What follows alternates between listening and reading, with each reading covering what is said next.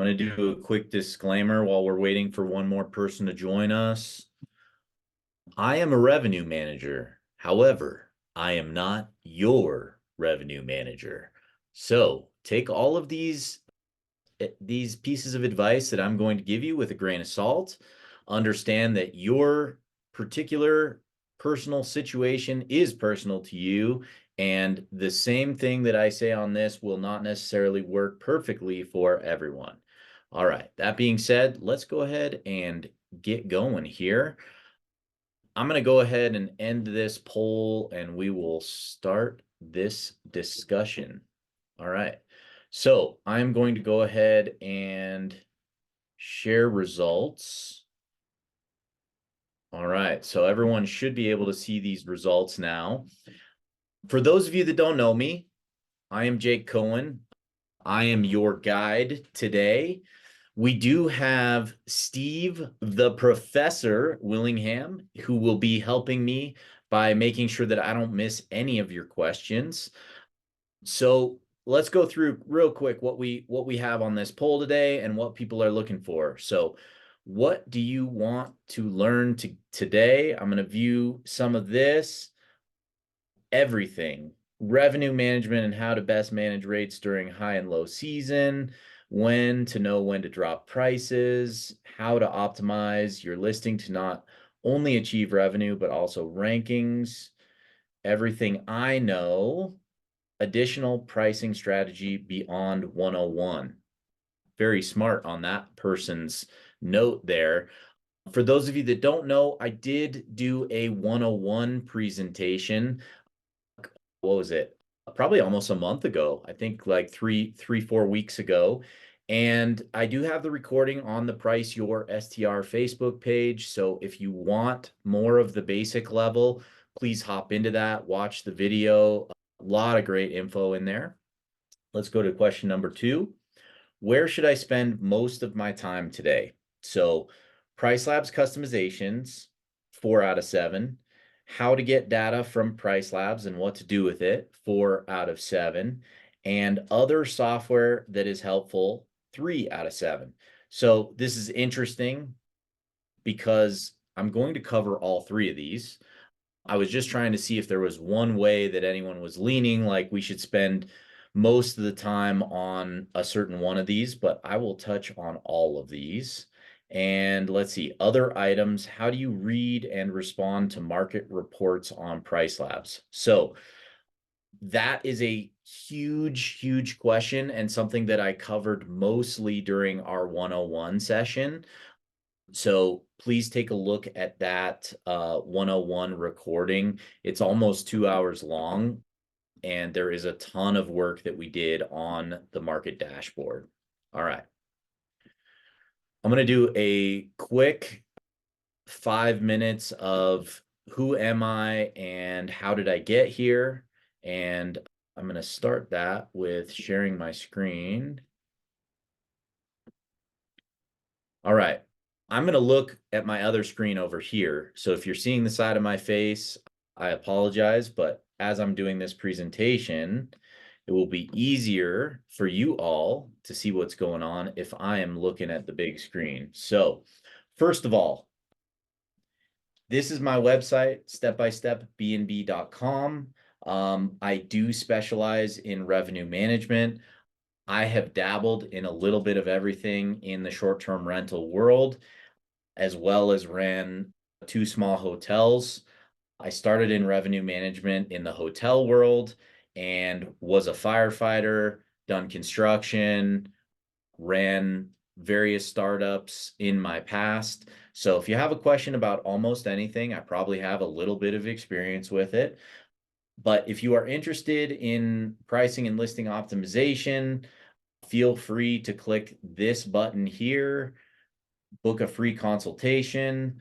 Here is the basics of my pricing.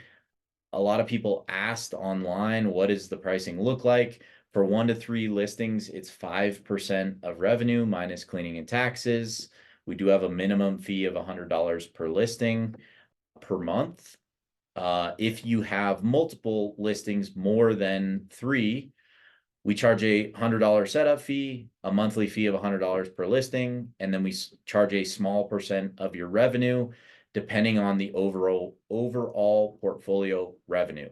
So, 0.25% to 1%, depending on your revenue.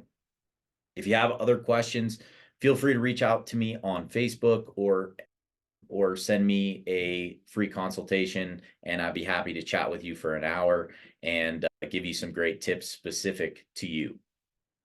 All right, that's the end of my sales pitch.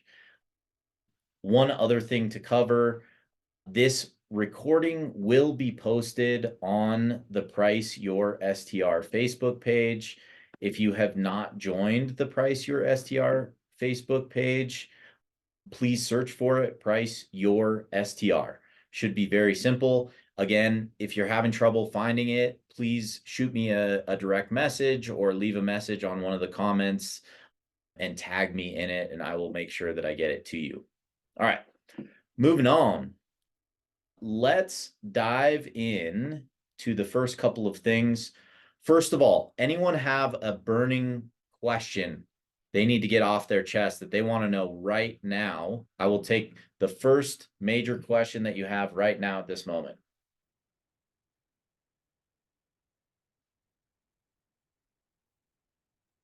Okay, no volunteers. I'm gonna launch. Well, sorry, I got one for you. Let's give it to me, Ariel. Yeah, so like kind of what you covered in your first video, we did a whole data set and did our houses, and then we in the dashboard, and then we kind of downloaded our all the data from the comps closest to us. Okay. And we're now struggling to know what to do with that, particularly in the shoulder season, because there's not a lot of tourism for us in the spring and or January, February. So it's like, do we take the price people booked at, which sometimes is really, really, really, really low, like way below Pricelabs, whatever tell us to be, or do we, I don't know. I guess we're struggling to know like what to do with the data for shoulder season now that we have our like set of data. Okay. Okay, cool. In the background, I did launch another poll. I just want to make sure that if I'm using Pricelabs, the folks that are here are familiar with it. I think the vast majority of people are using Pricelabs these days. But if there are those that are not, I want to be able to talk to that, what the difference might be between the software that they are using and Pricelabs. So if you don't mind, hit that button real quick. Let me know where you are at. And let's see, second part of that is how many listings do you have? It looks like we have the vast majority in the 1 to 5 or 5 to 20 range. So I'm going to go ahead and end the poll. Looks like everyone who answered is on Pricelabs. So I'm not going to worry about the other stuff. You guys can see the results real quick here. And we will dive into Ariel's question. So what do we do with the data now that we created the dashboard, right? So that is kind of the $1,000,000 question, right? How do we take now that we have information and implement it into our property? Okay, I'm going to stop sharing this and get back to the presentation. All right. So I'm going to use a property of mine in Steamboat Springs as an example of what you can do with your data. So there's a few different things that we should first establish when we're looking at Pricelabs. So first of all, everyone has their dynamic pricing page. That's kind of what we're looking at. This one is specific to this particular property. We did spend a fair amount of time talking about seasonal profiles and some of the customizations that I use over here, but we didn't dive into everything. So realize that Pricelabs is one of those things that's a labyrinth. Every time you dive in, you can go further and deeper and take more turns, and there's more going on. So I'm going to try and keep this as concise and specific as possible as opposed to going down the rabbit holes too much. So first of all, we have this neighborhood data tab, okay? This neighborhood data tab is a great place to see both your information and your competitors' information. And I'll show you the way I like to look at this. So we have our upcoming bookings. If we check this box, we have our last year's bookings. If we check that box, and then what we're also seeing is our current price is this black line, and we're seeing these striations of our competitor's price. So right now, we can see that what I'm looking at here is the market dashboard, Steamboat Mountain report, and I'm looking at my comp set that I built, best 3 bedrooms. Okay. So this is a comp set that I felt like was my best competitors. It only has about 10 competitors in it, which is not enough to have amazing data, but it is enough for me to look at it in this respect so that I have a good look at what's going on.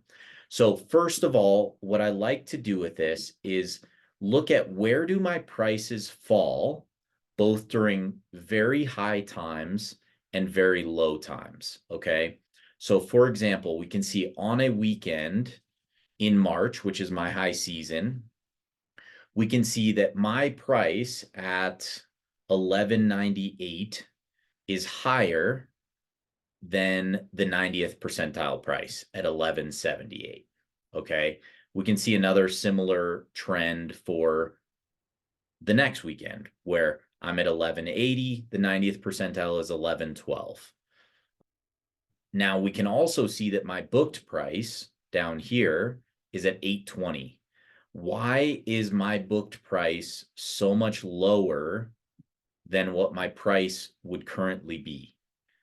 Go ahead and shout it out if you have answers to any of this stuff. I'm all ears. There's no rules. Shout it out if you have an idea. Same thing is true here. I booked at 840. Any ideas? You reduced it because maybe it wasn't booking within the booking window. Okay, that could be a reason, but my price is still this high. So if I had reduced it, my price would be down here. Most likely what we're seeing here is the fact that someone booked on a length of stay discount on Airbnb. So when we're looking at our data from Pricelabs, it's before we take into account what we're doing on Airbnb. So for example, I might have a 10 or 15% discount for booking 5 nights or a week or something like that. And I'm guessing that most likely that is why we are seeing this. The other reason, so we can see that this was booked November 28th of 23. That's quite a long time ago. So in the time between now and then, my pricing could have changed, and it has, because I added a hot tub to this property. So by adding a hot tub to this property, I changed my base price. So if we're not sure what happened, we can click on this base price history and we can see, did I change my base price? So they booked on 11, I think it was something like 1128. So my base price was at 350. Now it's at 368. So I did raise my base price some. The other thing that could have happened is I could have changed my seasonal profile. So I think most likely it's a combination of all of these things that is making that different. If I was pricing my property now, I would expect to be getting booked much higher because now I have that hot tub in place, and that's a huge amenity in the mountains where I am. Okay. So the reason I'm bringing this up is because what we want to see is where are we competing? Like what percentile are we generally competing in? So we can see on the weekends, I'm around, 90th percentile, but my bookings have come in more between the 50th percentile and the 75th percentile. I think mostly that's because they came in a while back. This one was January 2nd, so it wasn't that far back. I do definitely offer length of stay discounts because I realize that it's much harder for me to book midweek.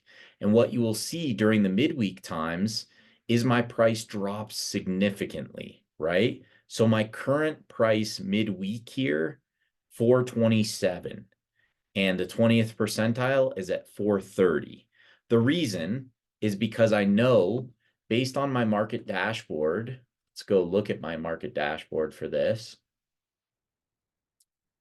If we were to look at my market dashboard and we look at the day of the week right here, so for Steamboat, Monday, Tuesday, Wednesday, we average around 40%. You know, Friday and Saturday, we average around 50%. So there's a pretty significant weakening of demand, about 25% drop off for the midweek. So I offer a discount midweek because these are the days that are hard for me to fill. We can also see this on that neighborhood page, okay? So the gray is where I have occupancy, where I'm booked. The white is where I'm not booked. This red line here is market occupancy. The other thing that I really like to do is click on add last year's data. So what that does is it shows where I was last year today. So the solid gray line is where I was at last year today. Okay. So we can see we're a little bit below during the weekends, but we're actually up during the midweeks generally, if you look at those graphs. So today or this year is red, last year is gray. And then the dotted gray line is the final of last year. So where did it end up at the end of that period? So you can see if there's still growth to happen, right? So we look at this period here and we can see that our red line is quite a bit below the gray line, you know, the dotted gray line from last year. So we feel like, okay, there's still potential for us to get bookings during that time. So the reason I show you all of these things is because it should affect how we look at our pricing strategy, okay? So these times where there's lower demand, and I can say even further than that. So if we look in April, for example, our ski resort shuts down after about the first week of April. So you can see there's one last good spike, you know, April 7th, essentially. That's the end of it. Then we go into our off season here, and you can see our occupancy is down to, you know, 20, 30%. Okay. This is our off season. So during our off season, I want to be much more competitive with my pricing. So let's go back to this top graph up here, right? Okay. So during the off season, we can see that my pricing is generally in the you know, below the 25th percentile because I know there's only 20% occupancy to go around. I want to grab whatever of that occupancy I can. So one of the biggest lessons I think in revenue management is don't let your unit go unbooked. So if there is a way to get some money for your unit, do it.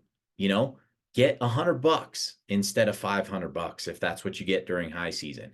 Get something for your unit every night if possible. So what does that look like for me? It's during the low season when most people are at, you know, 10% occupancy or 0% occupancy. I'm going to run it like 60 to 70% occupancy. I'm going to pay my mortgage. I'm going to pay my insurance, and I'm going to keep my cleaners busy, and they appreciate that. During the low season is a really hard time for cleaners because they still have to be available. They can't leave town, but we need to make sure that it's worth their time. So we keep giving them business. So there's a big deal with that of trying to make sure that your people are well taken care of during the off season. Okay. So the reason I go into all of this is we can push our prices really high when we know there's going to be 100% or close to 100% occupancy for our group. Okay. We can't push our prices super high when we know we're going to be in the 20%, 30% occupancy range. So we slot ourselves at the low end of pricing to make sure that we get whatever occupancy we can get. Does that general premise make sense to you, Ariel? Yes, completely. I think the big difference for me with my listings is I don't have any historical data because I didn't have a full year last year with my Okay. units. Okay. So I'm more having to compare mine to the competition, if that makes sense. And yes, but this is helpful, but it's just a little bit different. Okay. So let's shift then. So we have the next tab over here is called Portfolio Analytics. And when you look at Portfolio Analytics, there are two parts to Portfolio Analytics. There's KPIs and historic reports, which is your data. And then there's pacing reports, which is basically data of your competitors. Okay.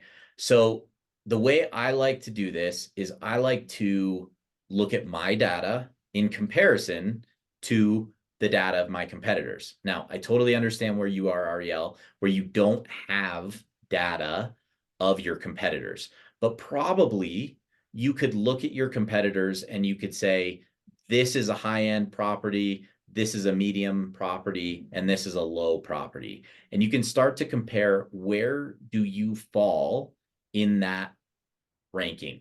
So if your property is on the beach, brand new, renovated, great design, you're going to be 90th percentile plus, right? If you're built 50 years ago, never renovated, still have linoleum floors and laminate countertops, you're probably going to be in that 25th percentile or lower.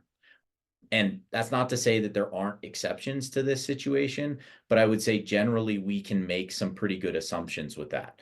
So I'm going to show you, Ariel, have you been able to download all of this data? So put it into an Excel file? Yes, we did. And that's where I was seeing where other people were booking, particularly low season. And we just excluded anything that didn't look like our unit. Like if it had like hot tubs or like way nicer amenities, we cut it out. Like we just did a data pool of ones most similar to ours. And then I think once we downloaded it to an Excel and my husband and I were kind of analyzing it, that's where we had a lot of confusion because it just looked like sometimes like the actual booking price was just like crazy, crazy low. And so we were worried about hitting our like revenue target for a year. Makes total sense.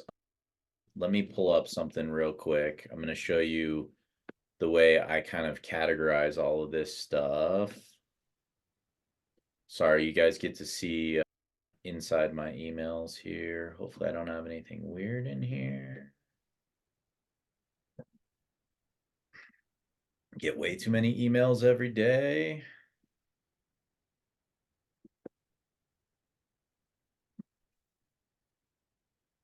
Okay, so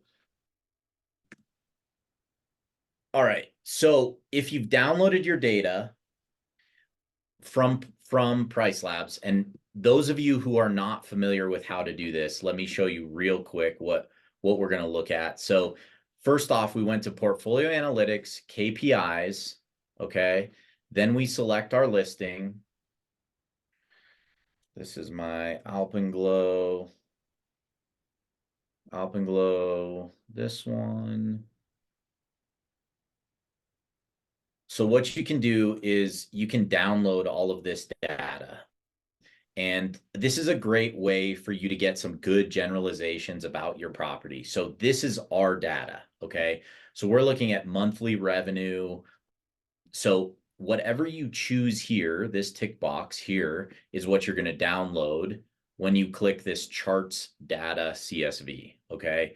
So what this does is it creates a CSV file, which then you can turn into Excel, Google Docs, whatever you want. And you can categorize the data however you want. You can look at just last year. You can look at multiple years. You decide kind of how you want to look at that data. If you also want to see weekly data, or you also want to see daily data, what you can do is download those particular sets as well. So whichever one you select here, would you click this charts data and you get all the information that's part of that.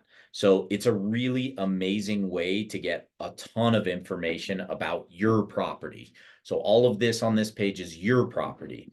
Then if we go to pacing reports, same thing. We're gonna choose our listing. Alpenglow 2642. We look at this.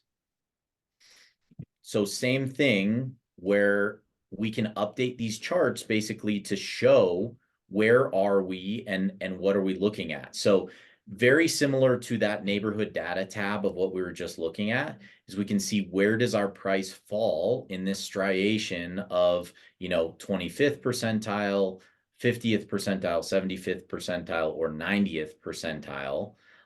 And these are averages by month, right? So you could see with my pricing, my midweek price was half what my weekend price was. So you have to take all of this and realize that even though on a monthly basis, I may be at, say, 50th percentile, if we actually look at the daily data, it's more like 90th percentile during the weekend and 25th percentile during the midweek. So again, you can look at this monthly, weekly, or daily, and then you can choose the time period. So for the case of doing historical analysis, we want to see what did everyone book at last year. We would choose January 1st of 23 through December 31st of 23. And again, we're going to choose our dashboard and we're going to choose our comp set. Okay. So the comp set that we were looking at for that listing, we were looking at my comp set that I created that was very specific to that listing. It only had 14 listings here. Okay. So I'm going to show you what the charts look like when we look at that. Okay. So we can see that, high season, we're 790 is kind of our price barrier here.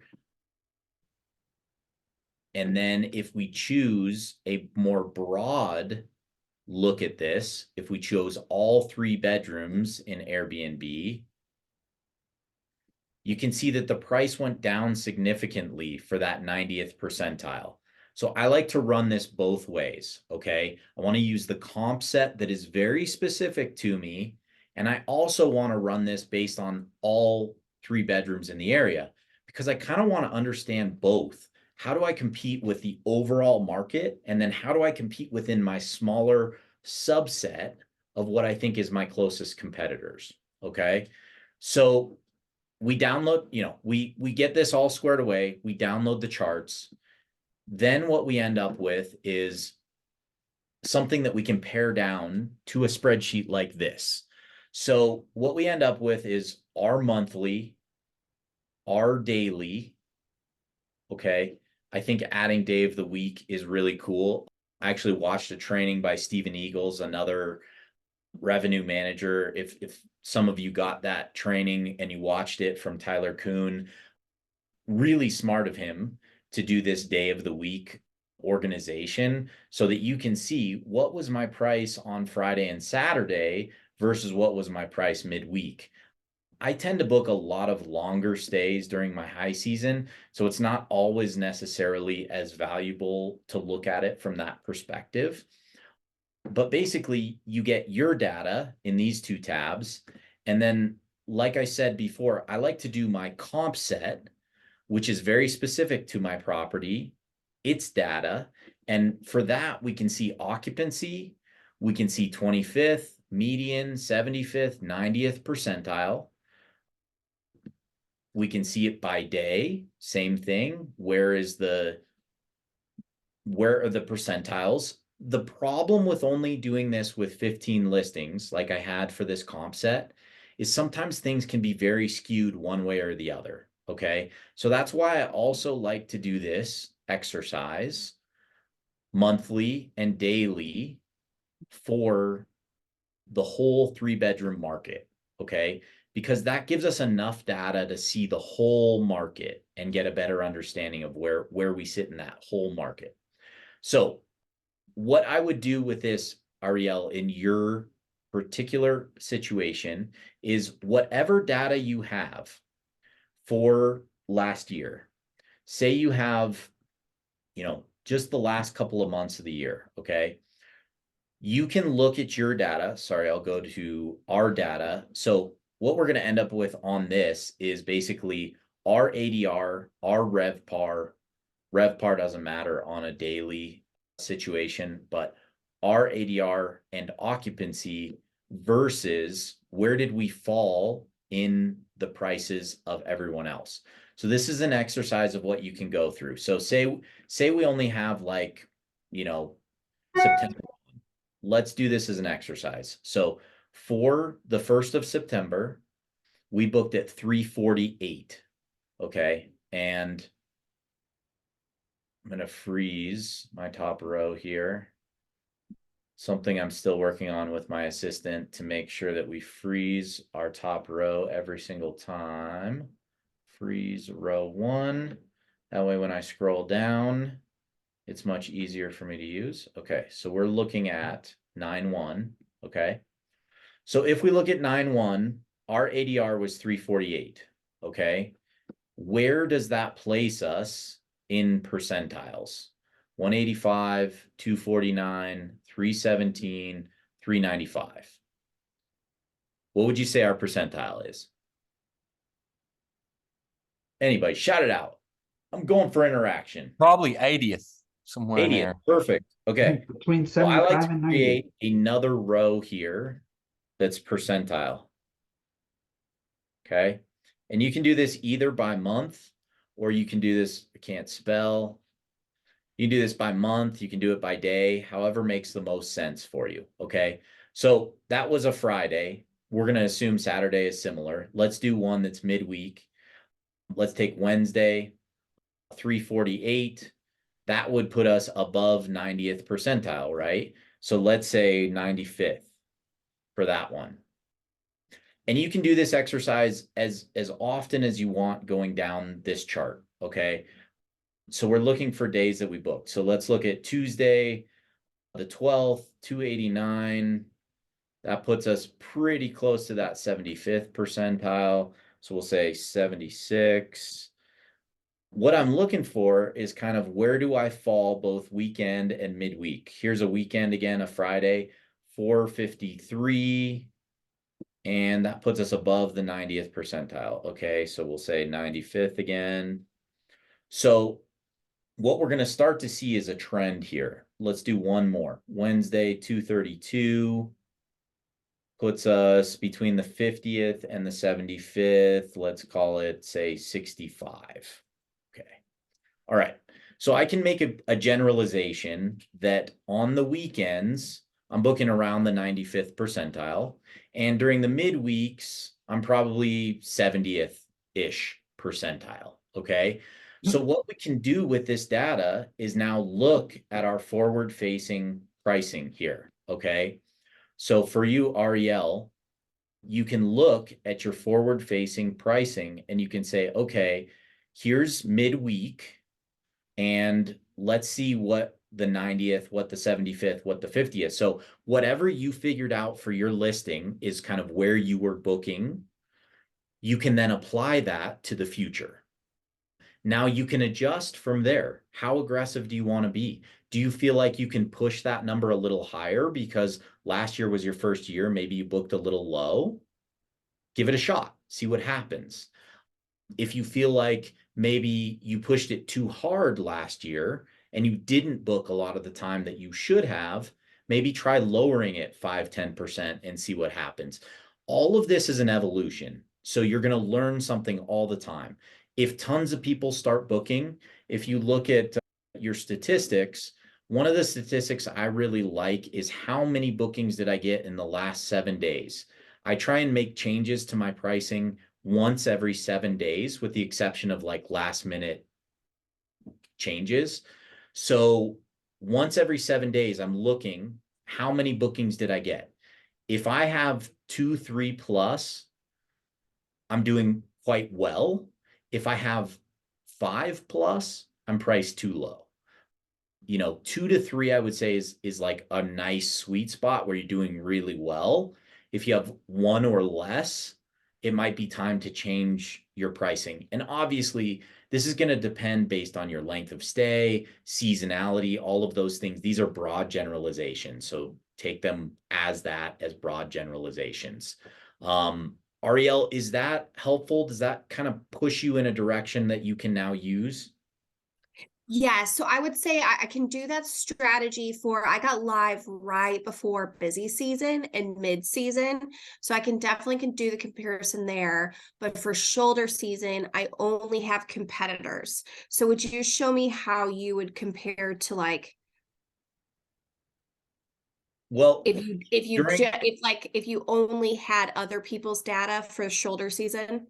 Sure. So give me an idea of where you slotted in during high season and mid season, whatever you have. Where did you slot in? Would you say you're in the 50th percentile? Would you say you're in the 80th percentile? Where would you say you I get? would say we're like 70, we're the 75th percentile. We're not like this particular house is not a luxury property, but Sure. we're a really, really like clean, solid, good amenity, like Okay. mid property.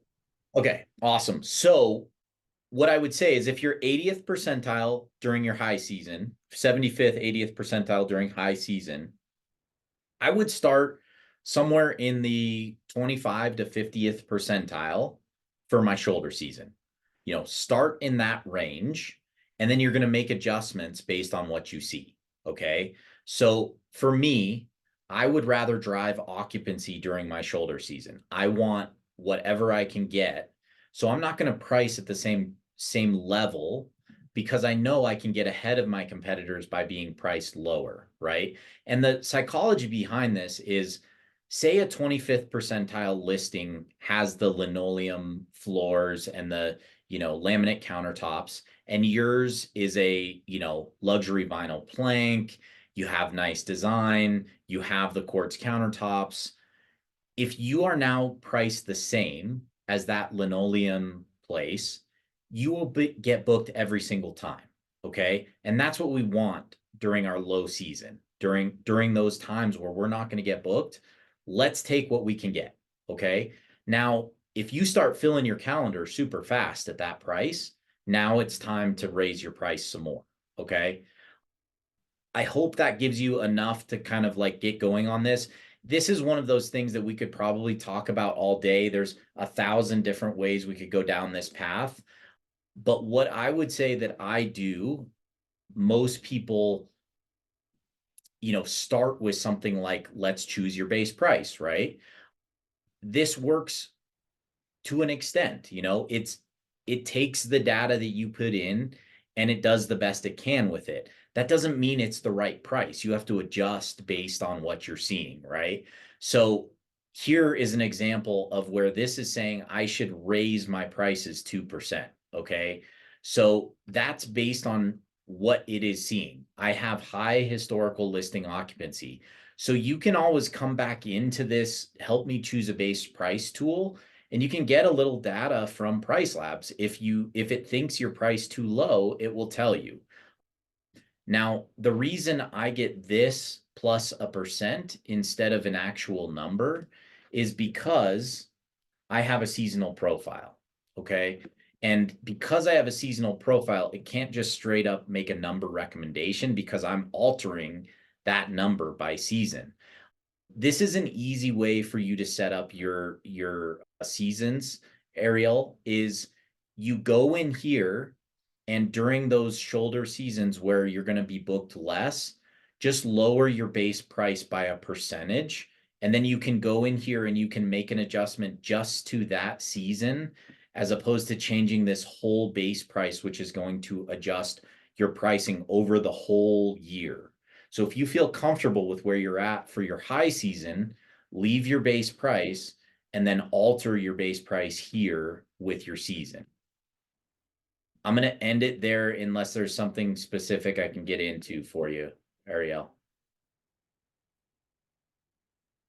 Nope. Thank you for the help. I appreciate it. Okay, awesome. All right. I see that the chat has a couple comments in here. Evan, we missed you. Ah, sorry, buddy. Okay, no questions. If you have specific questions, what I'm going to do is I'm going to spend the next 15 minutes going through a few of the customizations that I think are really valuable in Pricelabs. And what we already did was kind of how do we manipulate the data, right? So we already kind of talked about that and where we could go with that. So I'll go through customizations, and then I want to show you a few of the other software products that I feel like are very helpful to help me make decisions. Okay. Then for 30 minutes from 1 to 1:30, I'm going to take any questions at that point, because I don't want to forget that we're here to do certain things as well. So if you have questions about the things I'm talking about, let's go down that while I'm doing it. But let's dive into customizations here. Okay. So first of all, customizations are built on levels. Okay. So you can do an account customization, you can do a group customization, you can do a listing customization. So there's a lot of different levels. And the way that you can access those different levels is by clicking on dynamic pricing and click customizations. The thing that you're going to see there is you're on customizations. You see you have accounts. So I can make a customization based on all of Airbnb. I can make a customization based on a group of listings. You can see I have all listing rules. I have larger properties, and then we can do it based on listings. Okay. So just understand there's layers to this. All right. So if you have a bunch of places that are all very similar, why not create a group so that you only have to do those customizations once, as opposed to doing it for each specific listing? Okay. Second part of this, you have profiles. Profiles, I wish they would rename this back to minimum stay profiles, because that's the only kind of profile they have. Minimum stay profile. Okay. So you can create a profile that is specific to a season, and then you can assign that based on your season as the minimum stay profile. This is super cool. Something you should definitely take some time and look at. We did touch on this a little bit in our 101 course, but basically what you can do, we'll dive into one of these real quick, but basically you set your default minimum stay rule. Okay. So generally I want to have 2 days weekday, 3 days weekend. But if I get bookings that are shorter than that, I'm okay with that. So these are orphan gap settings. And they actually came out with a really cool new setting that I haven't adjusted some of my listings to yet, which is called length of gap. So instead of me having whatever 6, 7 rows here of 1, 1, 1, 1, 2, 2, 2, 2, what you can do is just say length of gap to length of gap, 4 nights between 1 and whatever the lowest part here, 1 and 6, then it would just automatically move to that length of the gap, which is super cool because it saves you some time.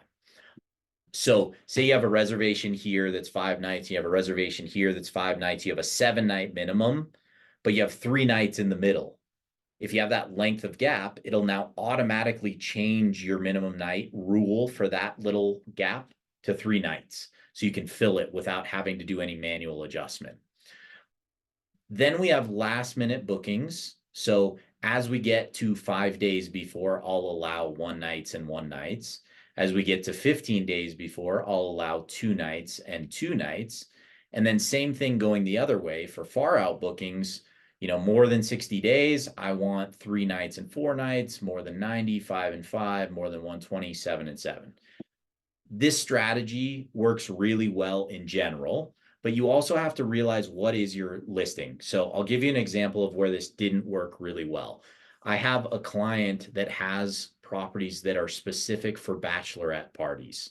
Okay. Bachelorette parties pretty much are just going to book long weekends. They're not looking for midweek stays, and so we tried doing a strategy like this where we had a 7-night really far out. And he said, dude, we're just killing our people are booking a year out for their bachelor party, but they can't book because we have a 7-night minimum. So we changed it. That was a situation where we said, okay, this strategy does not work for these particular listings. So we changed it to just be a 4-3, and he's getting great traction as a 4-3. But what we're finding is we are getting traction midweek. So it's two separate groups. We're getting our really high priced weekend, which is the bachelorette party.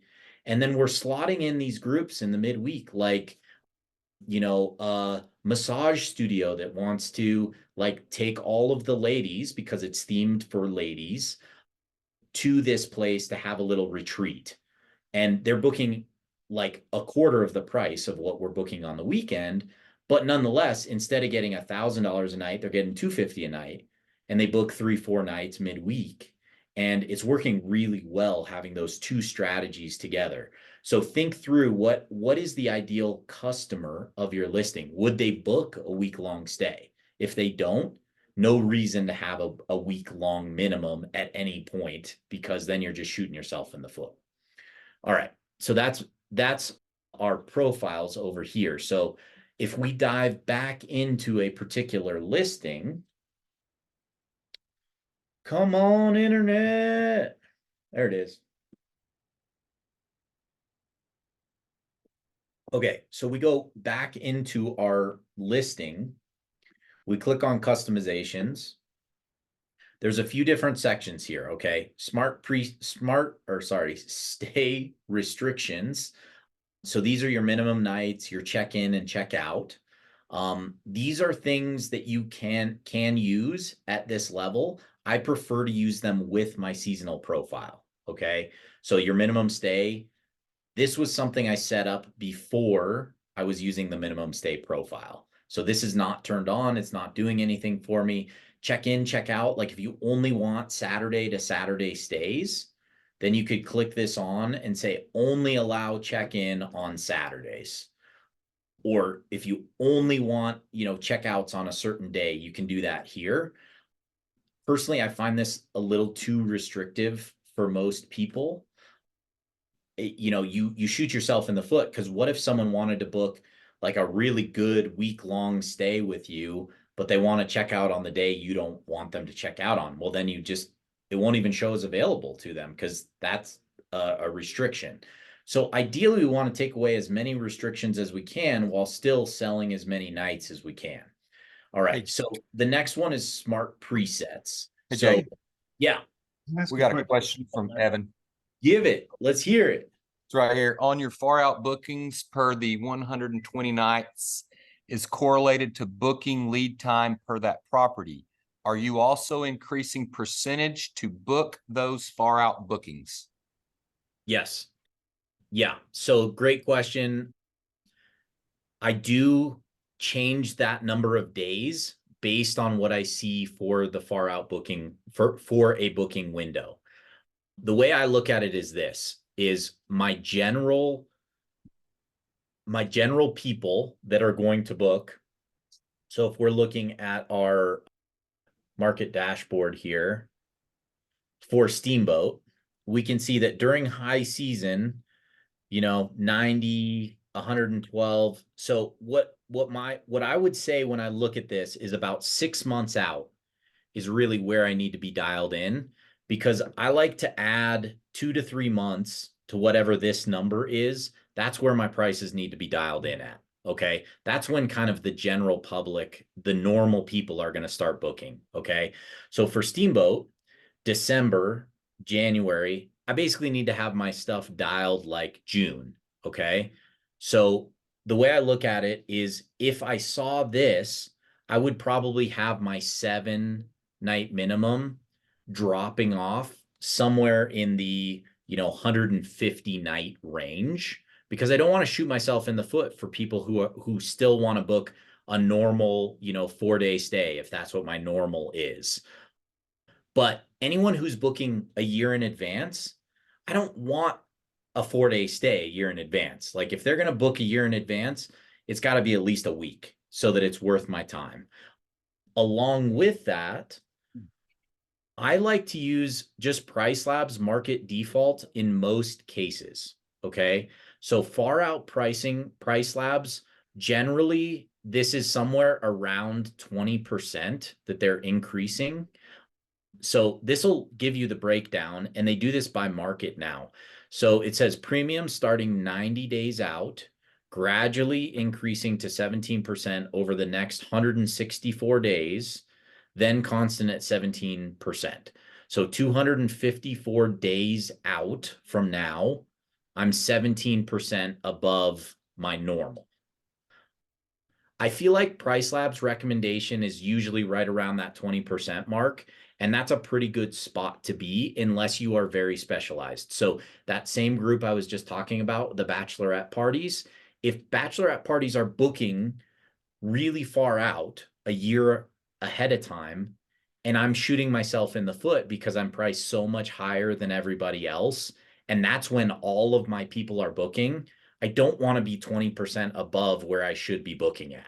So you have to really take each of these pieces as, am I restricting the people that I want, the ideal buyer, to book by setting these restrictions? Does that answer your question, Evan? Yes, You it can does. Yes, you it can does. unmute. Yeah. Feel free to unmute, guys. We're all a big happy family here. So cool. Okay, so we're gonna continue to go down. So smart presets is kind of, these are like Pricelabs default recommendation stuff, But a lot of what Pricelabs does automatically is really good. A couple things that I like to change is I have found that a flat discount a certain number of days out for my last minute is better for me instead of gradual. And I'll tell you why. I don't want a booking a day before. It's a pain in the ass. I then have to call my cleaner. Are you sure you can get this done because you have 7 other cleans you have to do today at other properties, things like that. So if I'm comfortable giving a 20% discount or a 10% discount, whatever you decide is the right discount, I like to offer that kind of at my breaking point of where I think I should already be booked. Okay.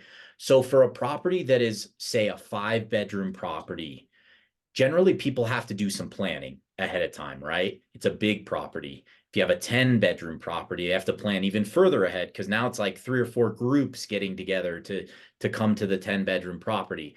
So I like to think through that psychological effect. Do I ever get bookings for my 10-bedroom property 15 days ahead of time? Probably not, unless I'm like, super, super discount, just trying to fire sale it. So I would see my breaking off point of a 10-bedroom property more like 45 days out. If I'm not booked at 45 days, I now need to offer whatever discount I need to sell this in the next few days. Otherwise, it's not going to get booked. Same thing, like 3 or 4-bedroom properties. Oftentimes I find that breakout point is somewhere in the like 15 to 30 day range, depending on your market. Because again, you're planning a little further ahead. It's like a whole family with kids, or grandma and grandpa is coming with us. It still takes some planning. If you have a 1-bed or a 2-bedroom property, that can book like right up to the day, right? So your breaking off point for that might be more like 5 or 10 days, because you're hoping that, well, I can hold my prices all the way to 5 days. And then if I don't sell it, offer that, 10%, 20% discount. I'm going to sell it within those last few days, and I'm still going to make it happen. But what I realized was the flat allows me to have 95% of the occupancy I'm going to have at this point. Okay. Whatever that number of days out is, I'm getting like 90% of the way there, because I want to make sure I give myself enough time to prepare for those guests. It also gives me the opportunity, say you end up with an orphan gap of one night, right? A couple people asked about gap nights. How do you handle those, right? So if I know 30 days ahead of time, I have a gap night of one night, I can send a quick email out to both sides and say, hey, I've got this extra night. I'll offer you a 20% discount. I'll offer you a 50% discount, whatever you want to offer. And you sell that night. Okay. I got one question about that. I'm Yeah. sorry for projecting. So Yeah. on that orphan night, the gaps. I mean, we do that. Have you ever experienced something where you have a guest where you're like, hey, I'll give you 25 or whatever percentage you want to give off, and then both sides say nope. And then one of the side is like, oh, well, since you are going to give me that discount, hey, can we check in? We know you don't have anybody there. And how Yeah. do you Yeah, it's very common. You can handle it a couple different ways. If you just want, if you're a newer listing, you want to get a great review, give it to them for free. Hey, yeah, you can check in at 2 p.m. for free, no problem. Happy to have you a little early. If someone's like, hey, I want to be there at 9 a.m., I'll say, look, I'm happy to let you in at 9 a.m., but that means I got to schedule my cleaner, the day before. We have to rearrange our schedule. We have to do things a little differently. So again, you can book it for 50% off, and I'd be happy to get you in at 9 a.m. Most people will go for that. If they don't, I'm just very clear. If you waffle, if you say maybe, blah, blah, people are going to be pissed if you don't give them what they want. Okay. But if you're very clear with your expectations, if you say, hey, 50% off, you can be in at 9 a.m., or I'll give you a free check-in at 2 p.m. Then they have a choice. These are the two options. If you say, I may be able to do this for you, I may be able to do that for you, you set yourself up for a situation where that guest is going to be disappointed no matter what, unless you give them exactly what they want. Awesome. Thank you. Yeah, no worries. Sorry, Jake, can I jump in there real quick? Yep. So I have one property where it's kind of like a condo hotel, even though it's a single family house. A lot of homes in Branson are like that. And we have to pay $160 resort fee to the resort for every guest we have, no matter how long the stay. So the shorter stays really hurt us, particularly like these orphan days. In a situation with like that, how would you recommend we handle it? Yeah, I wouldn't sell the orphan day. I would, change your strategy to be offer it to the groups on both ends. And maybe you need to be more aggressive with what you're offering. Like maybe it's 50% instead of the 20% that you're offering. Or maybe it's focus on selling those early check-ins and late checkouts instead of trying to fill that additional night. Like see if you can get 50% of your revenue by offering, hey, you can come in anytime on, your day of check-in instead of at 4 p.m. Like feel free to come at 8 a.m. Whatever they want.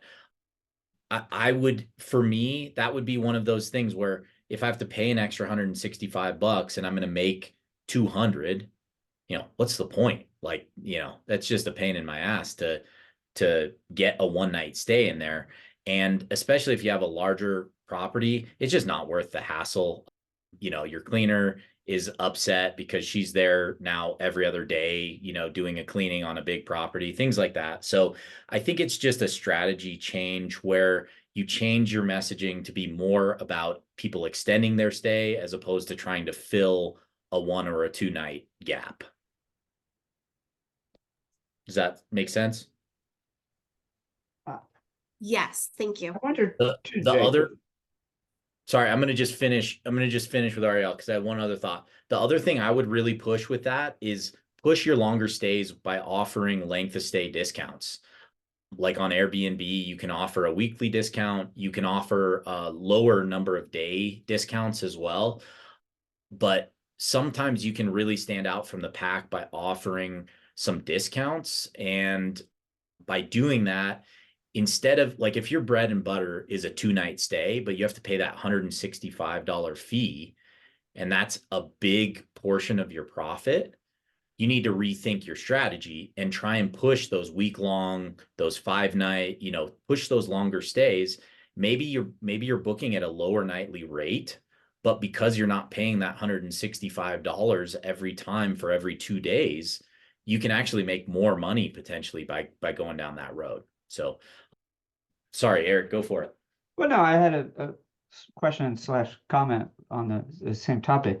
I mean, we know that Airbnb favors, both shorter stay availability as well as low prices, right? Those two things will help jump you Right. to the top of the algorithm. I, you know, if offering one but not the other, does that hinder or help you? Like, could she set her settings up to allow a one night, orphan gap, but it automatically jacks the price up, however much, to the point where probably someone isn't going to book it, but you've made the one night available? Like, is that good or would that be bad because the price would be so high? I'm not sure anyone actually knows the answer, but I'd be curious your thoughts on Well, it. yeah, I would say based on my experience, I would say that it's still good to offer it that way. So it's not going to hurt your algorithm ranking. It will hurt your algorithm ranking for that one night that is super expensive. But if you look at it from the standpoint of, you know, there may only be, say, 20 places offering a one night Right. stay. So you're still one of 20 showing up in the search.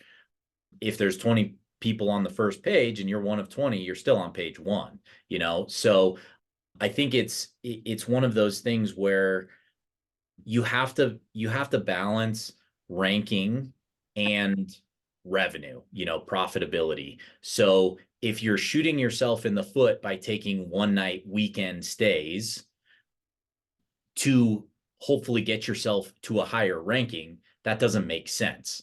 But if you can do it in a way where you're offering something that puts you out there to people, even though you really don't want that thing, but if it happens, it's okay because you price so high, you might find something weird, like people start booking, one night midweeks for $800 a night. And you're like, whoa, dang, I had no idea. Okay, cool. I'm going to start offering one nights midweek. So I'm a fan of experimentation because I think there's a lot to be gained by trying things, and there's very little to lose by trying these things, especially during low season or times like that where you can kind of screw around with your settings and try things. I think there's a lot to learn.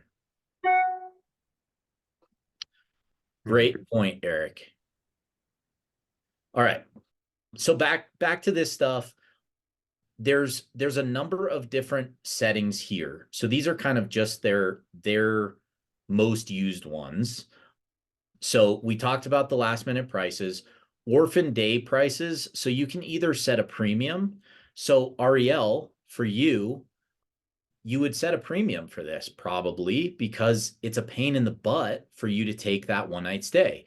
So instead of offering a 20% discount, maybe you offer a 20% premium on your one night gap stays, or maybe it's 50%. I don't know, whatever makes it worthwhile to rent so that you can absorb that $165 fee. For those of us who want a gap, so you can customize this to be what you want. So do you want it to be one night? Do you want it to be 1 and 2 nights? You can customize this. One thing I find is a lot of people automatically go in here and they offer, like, whatever they do weekday, 20% discount. They'll also offer the 20% discount on the weekend. That doesn't make any sense to me. Like a one night Saturday night or a 2 night Friday, Saturday night, that's like what everyone wants. Don't offer a discount for something that everybody wants. That might be a situation where you want to set up that premium, like we were just talking about, for the weekend, because you don't want to let someone book a one night Saturday night at a cheap price because everyone wants a one night Saturday night. So hope that makes sense. All right. So we talked about the far out prices. I mostly use the Pricelabs market driven default. You can customize this however you want. I think people who do broad generalizations with this, like either no far out prices, or if you do a certain percentage, I think in some ways you can set yourself up for failure because things really change between like off season and on season, and things really change between when the algorithm catches things as well. So for me, I feel like it's a little dangerous to not have any premium, because what you do is, say the algorithm doesn't realize there's an event going on and you should be up 20%, and suddenly you've booked that one weekend that was going to be your big money maker during that off season, and you work 20% less. That could cost you like $1,000 right there. Whereas the downside of not getting booked most of the time during off season really far out, which is the norm anyways, isn't really going to be a big downside to you. So I think you have to weigh that pro and con of having that versus not having it. I have seen some people be very successful with no far out prices, but most of that is that situation we were talking about with like the bachelor party, where they're booking so far out that we really have a hard time adding that premium on, because our prices are already at a premium because we're after something very specific. All right. Occupancy-based adjustments. Someone asked about this, and I do want to touch on this because it is definitely something that can be helpful in very specific situations. I don't use this myself because I feel like any of these that you choose it's very hard to get it right all the time. Okay. So I would rather let the algorithm do what it does and then have me as a human come in and make slight changes to that, as opposed to having the algorithm have all of the say all of the time based on what I put in here. So let's just look at like one of these and see what it looks like. Okay. So you can do this a lot of different ways. And the people who are really successful with this, they have 1,000 different columns in this. Like it's a work of art how much goes into this. But the basics of it is, if your occupancy is this or below, and your date range is between 0 and 15 days, it's going to be minus 30% of your base price, right? As we go further out, 16 days to 30, minus 20%. Further out, 31 to 60, minus 15%. And as we go down the columns, obviously it operates similarly. So the way the aggressive works is basically it's being aggressive to get you booked, right? It's not being aggressive with how much money you're going to make. It's being aggressive to get you occupancy, because we can see you're not charging a premium until you hit, 70%, 31 to 60 days out. So it's aggressive in trying to get you occupancy. To me, this is restrictive because I want to get to 100% occupancy. That's my goal. I want to get to 100% occupancy, but I also want the highest ADR. So I don't want to start giving away 20, 30, 40% to get booked at a certain distance out. The reason I don't use this is I think market factors play too much of a role. So this year in Steamboat, for example, we didn't get much snow until late December. So my normal booking window would have been that 120 days out, whatever we were looking at on our dashboard. It was more like all of a sudden everybody was booking like 30 days out or 40 days out. So if I had something like this in place for my high season and I was expecting to be 50% booked 100 days out, I would have ended up giving up a huge amount of money because I would have started discounting way too soon. And really all I needed to do was wait for the snow to arrive, and I still got all the numbers that I wanted. I hope that makes sense.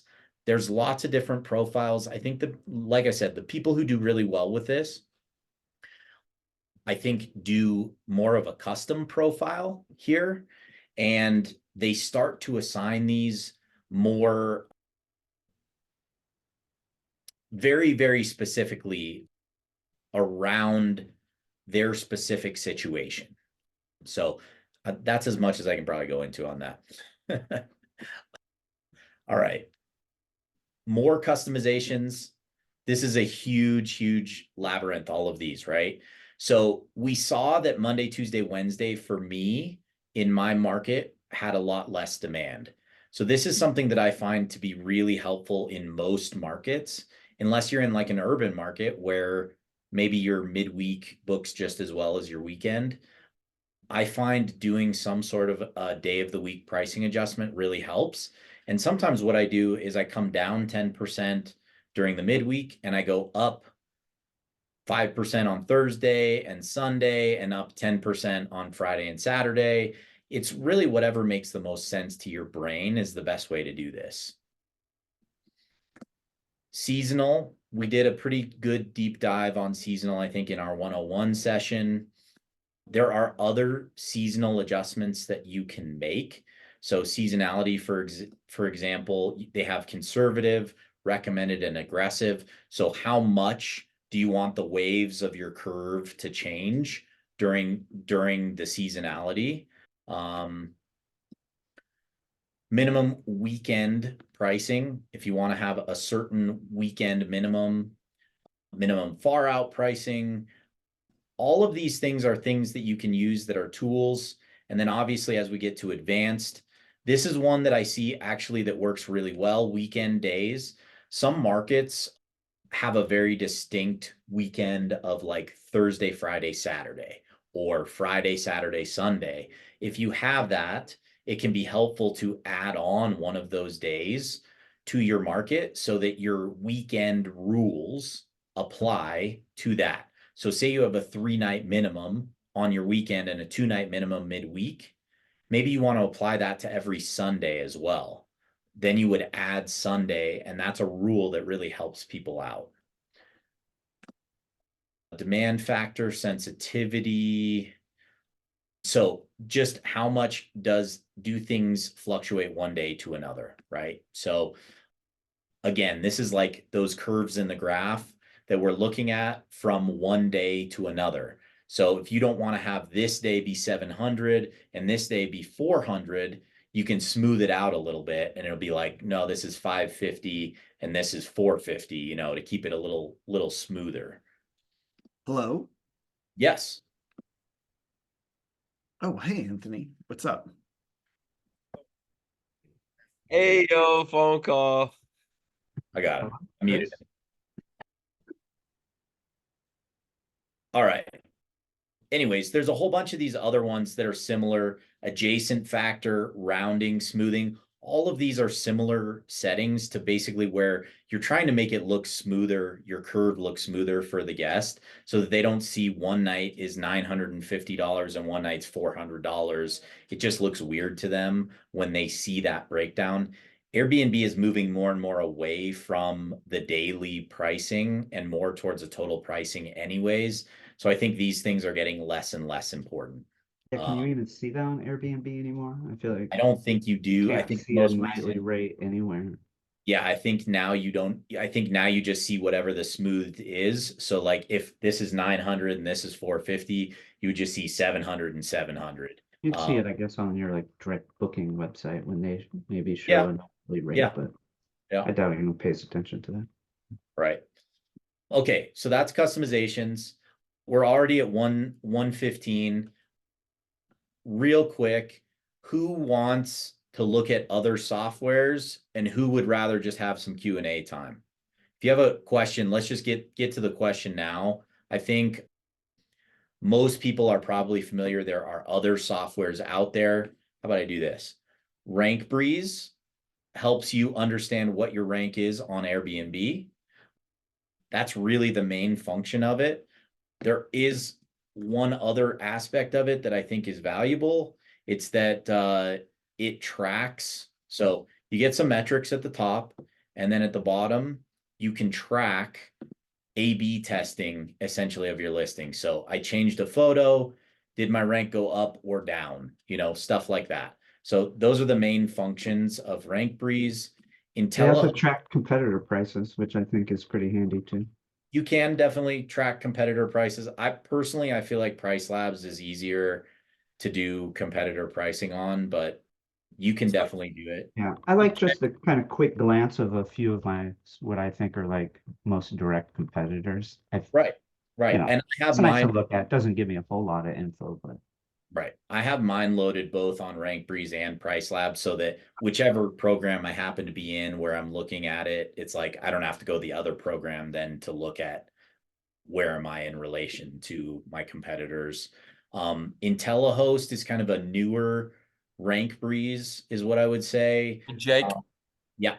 back on that rank breeze, I'll let you go forward, but that AB thing that you were talking, AB testing, is that what Bill's referring to as when you go and make a pricing change or a picture change? That's where you document it to see how it works, and if it doesn't, that way you change it back the way it was to make sure that you don't continue to slide down the rankings.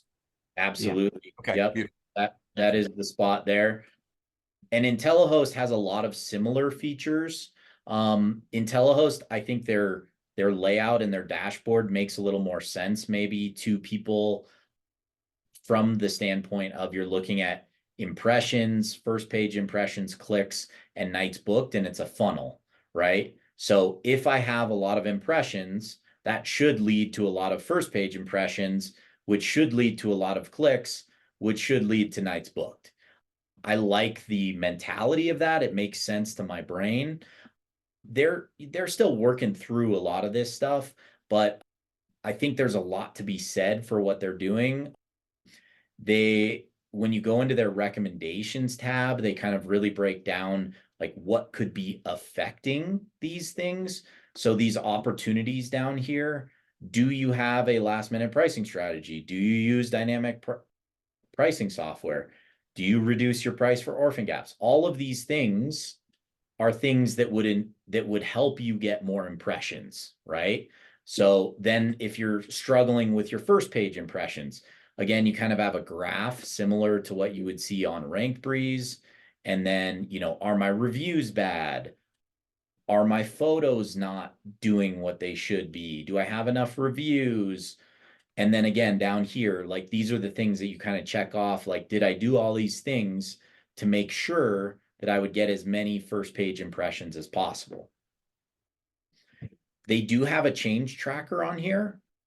One of the really cool things about their change tracker is it's automated. So I didn't have to enter any of this in. It automatically sees my changes and notates them for me. So that's a pretty cool thing. That's definitely something I struggle with RankBreeze, having 50 listings that I manage now. I don't have time to make a notation every single time I change a little tweak on something. So this is pretty cool that it shows that for you. The other thing that they just came out with is called predictive pricing. I haven't tried this yet, but I started using it just like last week. how's it working for you, Eric? I, I don't,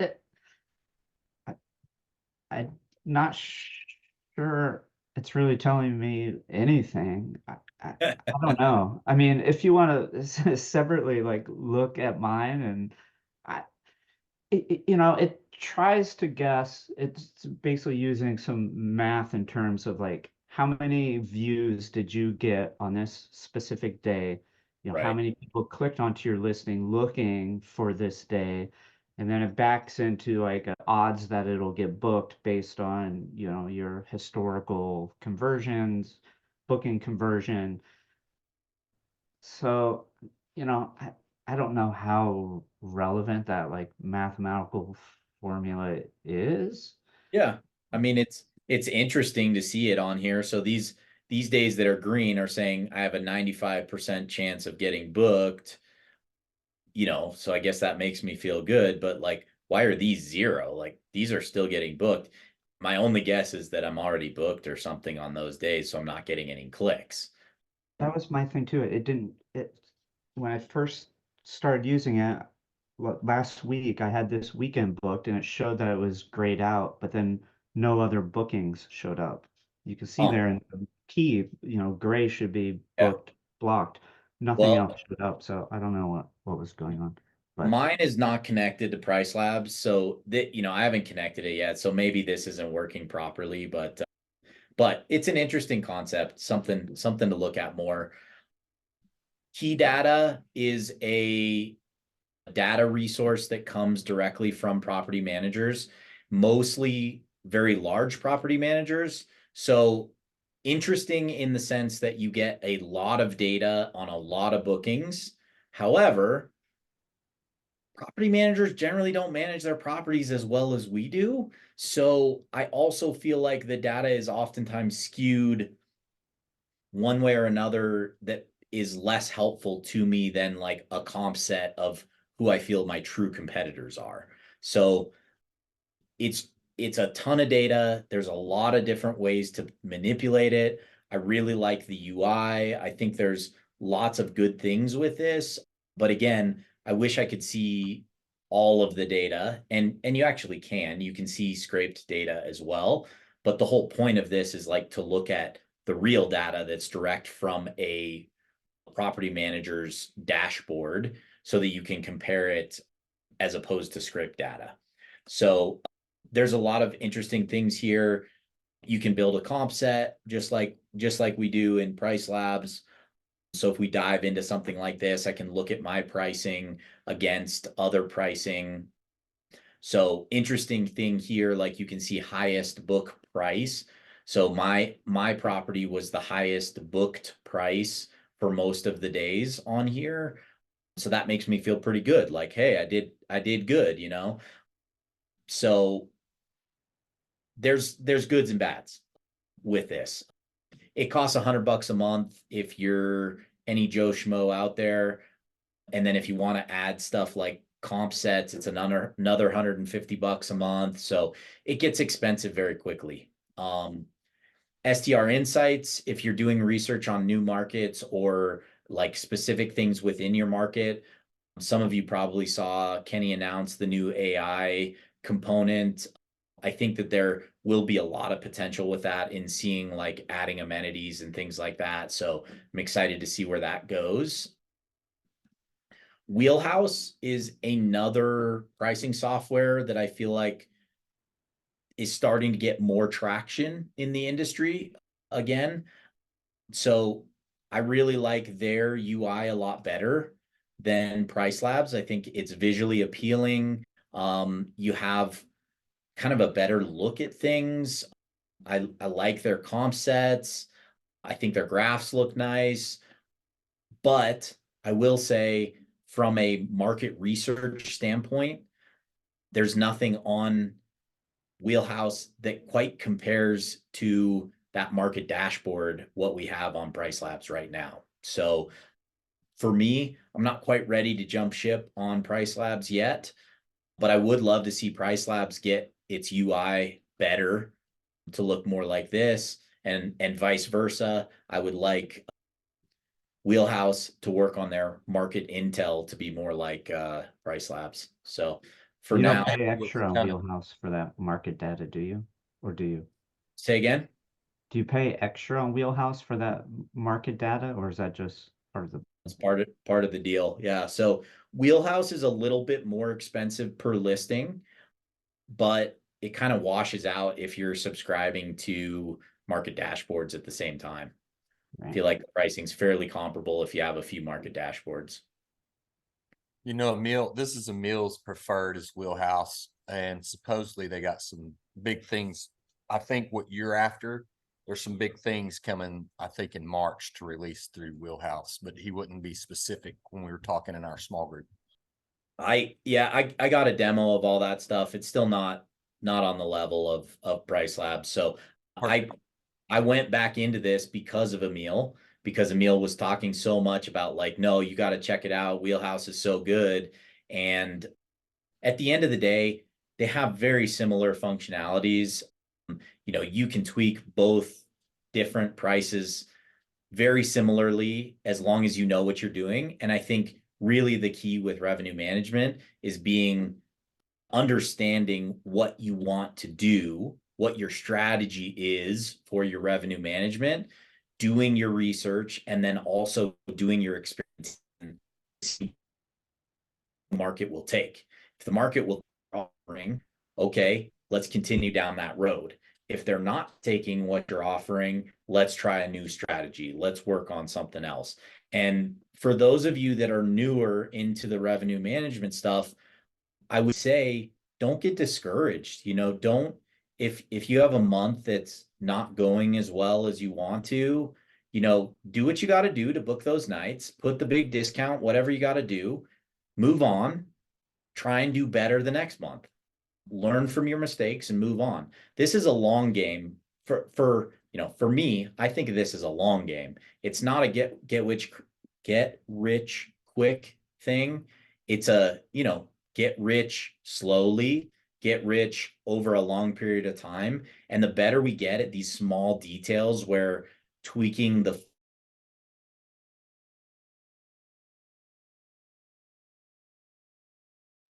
suspense is killing me. Tweaking the what? What are you tweaking? Right, Eric. I was thinking the same thing. Dang, we'll never know. Go back. Jake, what are you tweaking? Well, Is he gone? guess so. He's probably still talking. He probably doesn't even realize it. Oh I my mean, goodness. I don't think he's gone. I like how he's frozen in time. And Yeah. I'm cherishing this moment Yeah. right now. Jake. Best cliffhanger ever. That's the Jake will always know. Oh, that's he lost. Yeah, he did. I'm the host now. Oh, wow. Hey, Steve, this is Okay. what I'm talking about. yeah. Hey, I'm Steve, going to take over this podcast here. What do y'all what want was to he do? tweaking? Jake? Okay, Steve, now will And, you explain to us everything he just tried to explain to us? Yeah, I don't know what we missed, but well, I don't know what to do, fellas. I guess I don't know if he can come back in here or not. Guess that's it. well, I you think can that's try. probably going to be it. Why Yeah. don't we give him 5 minutes just Yeah, in case? yeah, we'll hang out here. Hey, who all here's going to be next weekend coming to the conference? Yeah. Andy Yeah. and I are. Even Yeah, I though know Eric you We'll be guys. there. Who all's going to make Top Golf on Sunday night with us? Andy and I are. We'll Okay, be there too. awesome. Brandy and I'll be there. You renting a Jeep again, Steve? Kind of making me Oh. hungry. Just got a little soup. What we got there? What we got rocking on, dude? Okay, so this is homemade chicken noodle soup Brandy made. Yeah. And with some Red Lobster Cheddar Bay biscuits that she makes. It's good. It does sound good, right? Oh, look, Jake Cohen's back. He is back. Oh, That's him. I don't see him. It showed it. I saw it came up on my screen. I don't know where he's at. Yeah, I saw he was trying to come back in here. but I'm there. back, everybody. There he is. Sorry about that. Somehow my internet connection just totally quit on me. So hopefully it will hold up for another 15 minutes. But I was Hey, I was sitting it here staring worked. at your It faces. made me the host, so we got to stay here, by the way. Perfect. Well, I guess I just have to get out of here and then you can host this thing, man. No, we're not doing that, Jake. All right. Give me your questions. Well, you cut out when you were talking about something that you were tweaking, and the tweaking was the very last word we heard. So we've all been dying to know what it is you're tweaking. Yes. Man, I don't even know what I was talking about. Yeah, I guess we'll never know. What was I on Pricelabs? What was I talking No, about? I think you were just talking about you just got to continue making the tweaks between the wheelhouse and Pricelabs. I thought that's what it was like, depending if if you have a month where it's empty and you're gonna have to do the discounts and just continue tweaking it and moving on is where you were. Good job, Evan. All right. I think dude. So this is awesome because right now in my mind it's like, yes, sir, this is Spectrum Internet Service. You have not paid your bill for the last 2 months. We're cutting out your service. I'm just messing with that. Oh, but that's what it looks like. Oh, it's I just like that perfect mid-drink freeze. Yeah. That's great. You should take the picture, man. That'd be great. If you could screenshot that.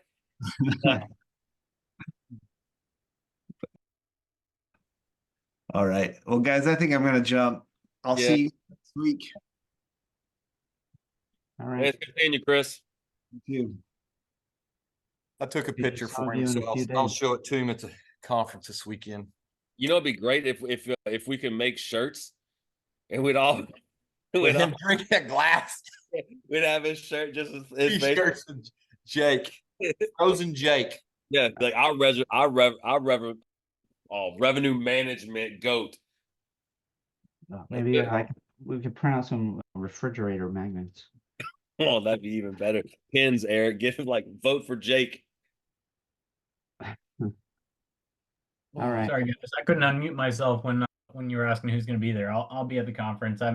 I'm coming in Monday and leaving later on Wednesday. Okay. Okay. We'll be there Sunday to Friday. Oh, nice. That's a long not time in Nashville. Yep. I'm not leaving till Thursday night, I think at like 7 or something. So I'd We'll love be to meet up with everybody who I haven't really met in person yet. So it's going to be great. Eric, I'm excited to come see you again. I know. It feels like it's been a long time. Oh, sir. Okay, There we're he gonna is. try this one more time, and then if Somebody it show doesn't Jake the happen, picture. Steve, you Oh, got it what? right. yeah, let me pull it up here. All You right. got your frozen time. All You right. got frozen, Jake. Anyone have a quick question before we lose me again? Rose, good time. It's fantastic. Perfect. No, I think you covered a lot of good stuff, Jake. I'm gonna just have to wrap my mind.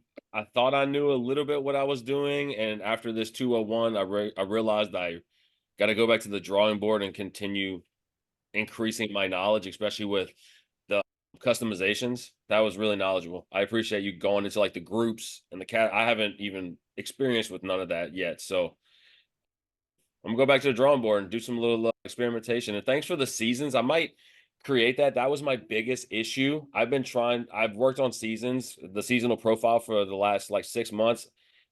In Minnesota, we have like 2 seasons here. I mean, we really don't have like a shoulder season, a off season. It's like May to September, and then it's pretty much Tundra. tough besides like December and maybe a little bit of ice fishing. But heck, when it's 50 degrees in January, you don't have ice fishing. So, but I will get up with you just to understand that percentage again, because that's what screwed me up. I was changing my base price, and then I was getting like a June booking where they got a super huge discount because I changed my pricing in like October, November. So, and then, yeah, my booking that's- was like 180 days, especially we book out. Yeah, I think people make that mistake where they're thinking short term, but they're changing that base price, which is your whole for long term. So I'm definitely a fan of using the seasons. That's the first thing I build out for every person that does revenue management with me, because I think regardless, even if you set all of your seasons to the same price, what it is it basically puts you in a situation where now when you notice a change, it's super easy to go in there and raise it 1%, 2%, or oh, I need to lower my minimum price or raise my maximum price, whatever it is. Just by building out that season in there, now you have the ability to very quickly make quick changes just to that specific time frame. So I do that even if I realize, like in an urban market, sometimes it's like this, it just goes straight across. Doesn't matter. I build some seasons in there and I start to tweak them, because you realize there's seasons within seasons, and there's still ways to make good progress by being able to tweak shorter periods of time. Would Now, I just you want to say that? go ahead, Okay, Steve. I'm sorry. No, you go ahead. All I was going to say is that, so when you do your seasons and you make the same base price or whatever, where like an urban market, because we're in an urban market as well, say if I want to increase or decrease, a percent or two, I could just click whatever season I'm in to make that adjustment for the 3-month period or 2-month period instead of the full 12-month calendar, correct? During that. Yep. And you can decide to do it either as a percentage, or you can do it as like actually changing your base price number just for that season. So I do mine as percentages, because when you're looking at 50 different listings, it starts to make your brain hurt when you're trying to do like, oh, I want to be about 5% up, so for me it's way easier for me to come up with some generalizations. Like if it's really high season, I'm going to be 10% up. If it's really low season, I'm going to be 10% down, and then I tweak from there. And if I do that in real numbers, then I got to do the math, and the math hurts my head when I'm doing it for that many properties. Thank you. Yeah. Anybody else? Something I can answer? The base price is when you set your base price, is that just base, or can you set individual base prices for the day of the week? Base price Or is like minimums. Can you set daily minimums? Like, okay, so I heard this from Kenny, like, I don't remember where it was, but when he says when you're setting your prices, like to make sure that you make your nut, if you will, like Friday and Saturday, we all know it's the weekend. And you got 8 days, 4 of each, right? So those 8 days should be priced to cover your expenses 100% to make sure that you never go in a hole, is what he was saying, that you always cover. So every other booking that you get, that you pick up, like a Saturday or a Sunday or maybe a Thursday or any Monday and Tuesday or Wednesday you get in there, is all just pure profit. Well, Have you ever thought about that? Or I do think about that. Here's the problem with that is that has nothing to do with what the market will bear or Yep. what you can get or anything like that. I think the reason he's saying something like that is I think most of us feel like we can book the weekends. So his thought process is if we know we can book the weekends and you know you can pay your mortgage and your expenses based on that, then you're not as concerned about taking $100 a night for a midweek stay when your weekend price is $800 a night. You're just saying, well, I can get $100. I'll take the $100 because it's additional. So it may help you psychological for that. Like you said, if it's an orphan day, drop that thing and get it sold because you want that money. Right. If it's not, let's look at these prices as an example, right? This is my 3-bedroom property in Steamboat. This is part of a triplex. My triplex, the whole mortgage for the triplex is $4,800. We can see from the weekends here, I could pay the whole mortgage from this one unit during high season, just the weekends, right? If I priced it from the perspective of I'm going to try and just pay my expenses on the weekends, I would be undercutting myself significantly on these units, right? I'd end up selling these nights for like $200 a night because that would get me paid my mortgage, So you don't want to think about it from that perspective. It's a psychological thought, not a actual pricing strategy. I think he was talking about shoulder and off seasons. Make sure that your weekends were set to your minimum thing. But I'd have to go back and see if that's what it was. But I understand what you're saying, and it makes sense to me. Thank you, Jake. I do feel very strongly. So my strategy is I'm going to hit as much ADR as I can high season, and I'm going to get as much occupancy as I can during the low times. And that can include your midweeks. High season, midweeks might be low, that might be like a low season essentially for you. So if you look at the charts and you see, okay, midweek high season is 40% occupancy. I mean, you got to approach that kind of like it's low season because there's, again, guests are going to have much more ability to choose whatever listing they want during that time because 60% of the properties are going to go unbooked. So you have to be competitive based on value. So my property is as good as a 90 percentile property, but I'm going to price at 50 percentile to offer a great value during those lower times. During the high times, I'm going to let the other places book at 90th percentile, and I'm going to go for the 125th percentile because I can see we're going to be at 100% occupancy. Go ahead. Everybody else get booked. Come to me when you want to pay $2,000 a night, whatever. So it's a strategy, and it's a strategy on both sides. But I think people are much more comfortable charging more than they are charging less. So most people are okay saying, oh, I'll charge a lot on the weekend, but they don't feel very comfortable saying, I'm going to take $100 a night midweek. And if you add up $100 a night, say we have 20 midweek nights in a month, you get $100 each of those nights. That's $2,000. If you can get an extra $2,000 a month because you're going unbooked every midweek, it's worth it. Figure it out. So that's a big part of my strategy, is figure out what I can get for those midweeks and take it. Sounds Anything good. else anyone wants to go through here? I think there's just a few of us left on here. Anything burning desires for another training? Any particular item you guys want to dive into? And I think it's all mastermind members left here. Oh my. Oh my. Such master minds. Oh. Yes. Well, dude, I will say, Jake, that I've been in a mastermind for 2 years, and this is like one of the first times one of these trainings went on. We've always talked about it at meetings, and you've had like breakout, like where it was just like smaller, but I just want to commend you and just tell you thank you sincerely, because now I get to go back and do some more experimenting with some stuff that I've never really known about without watching some YouTubes and stuff from like Pricelabs. So I appreciate you taking the time and doing this. My pleasure. Thank you guys for being here.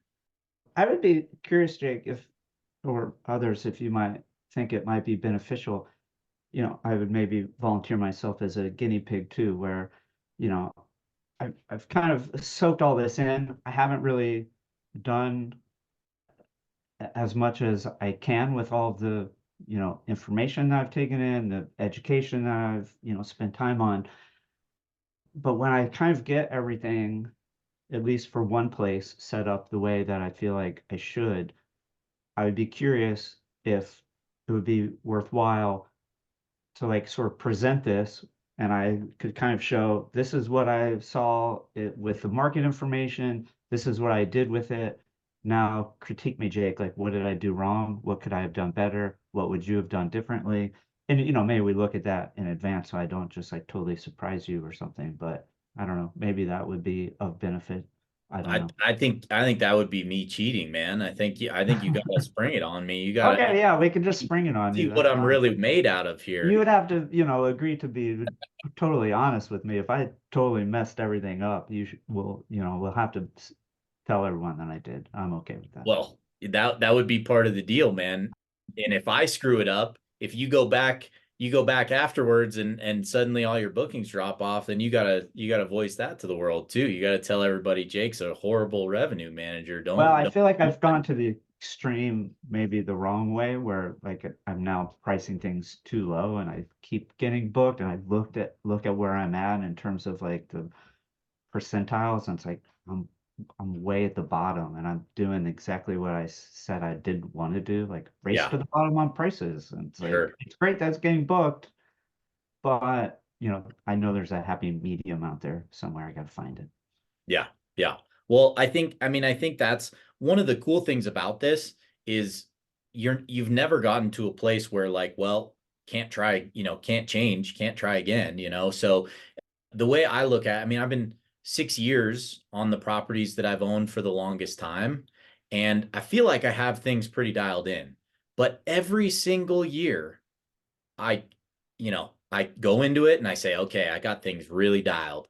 And about, 2 weeks go by and I say, shit, I'm either booking too much or I'm not booking enough, or, whatever it is. And it's like, okay, what do I need to change? What's booking well, what's not booking well. And you just continue to tweak, because every time we think we have things dialed in, markets change, political things change. There's wars in the world, there's COVID, there's, whatever is going on, an airport closes, an airport opens, new highway, whatever. It's like every little thing that changes in the world changes what happens in our places. So, it's kind of a constant battle. And I think that's the biggest thing with revenue management. It's not that you have to be a genius at this. It's that you got to be willing to get in here minimum once a week and make changes and experiment and do things and find out what works. And if you do, you will be successful over the long term. Yeah. Right. Cool. Well, I definitely will take that as for the next one. Are you ready to volunteer? You willing to do it? I mean, I would. I gotta get everything in order. Yeah. That'd be a good incentive for me to finally get it to a place where I think it should be. But also think of it from the perspective of like the more that you don't have right, potentially the more learning there will be for everyone else. So, I wouldn't spend, the next 2 weeks only focusing on that because you want to not look bad in front of your friends. Let's, Yeah, I won't. I gotta spend the next week working on my top golf game. there you go. There you go. Oh, that's a real ugly swing, man. You got to work on that. I'm sitting in a chair. Well, just stand up. You're going to be way better. Just stand up.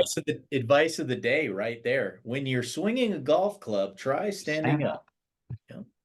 Yeah. All right. Well, it's been a pleasure, everyone. I hope that you all have a great rest of the day. Those of you who I will see in Nashville, I look forward to seeing all of you in person. I will unfortunately not be at Top Golf because I don't come in till Monday, but I promise Tyler G's spot is going to be happening.